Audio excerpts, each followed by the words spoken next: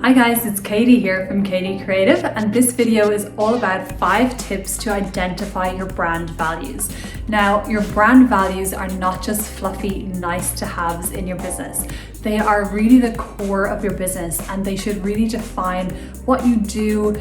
It should be what you use as your guiding principles if you're adding a new service, if you're hiring a new team member, and to attract aligned clients. It's never nice when a team member does not work out or when a client or a customer turns out not to be a good fit. And if that does happen, chances are it's because your values were not aligned. So it's so important to really showcase what your values are, what you stand for, and that will help you resonate with your ideal customers and attract more of them. And who doesn't want that? In today's world, customers are looking for brands that they can connect with. And if you don't define what you stand for, then you're never going to be able to forge those connections.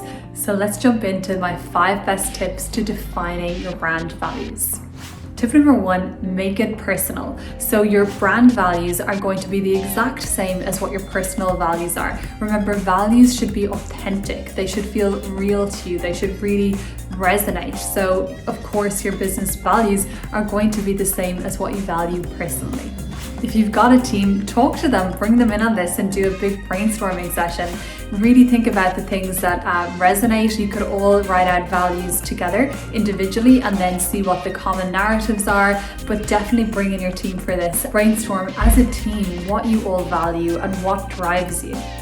Tip number 3, reflect on a time where you completely nailed it in your business. So think of a time where you were just lit up and just so inspired, everything was flowing, maybe a job was going really well, maybe you got some amazing feedback from a customer. What was happening? Why did that go so well? What was it with that relationship with the customer that made you gel so well? Or maybe the team was working really well together. Why? Ask yourself why, and that will really start to uncover what values were in play that made it such a success and that made you feel like you're on fire. Tip number 4, make it simple and memorable. There is no point in creating brand values if it's not something that's in practice and that you think about every day. So, you could actually frame these or put them up on a wall in your office. It could go on your website. For us, we have it on our onboarding for new team members. We tell it to clients. We've got it in all of our documentation, and it really is something that we live and breathe day to day. And tip number 5 is to make it specific and unique. There's nothing worse than brand values from a brand that's, really basic and vague, like honesty and integrity.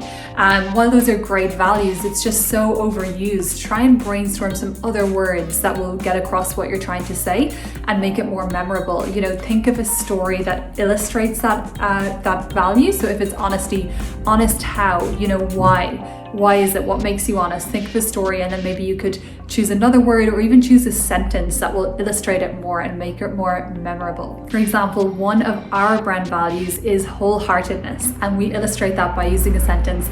If it's not a hell yes, then it's a no. And what that means is that we only do work that we really believe in and that we know we're going to just do an amazing job and that we really feel aligned to. Otherwise, it's not for us. But that's great because all of our clients and anyone we do work for knows that we wholeheartedly believe in their vision and are going to put our heart and soul into what we do. So don't be afraid of, limiting your customer base by having such strong values. It's really not going to limit your customer base. It's only going to attract more aligned people and clients and team members and weed out ones that just aren't a good fit. So it's a really important exercise to do, and I hope these tips today have helped you.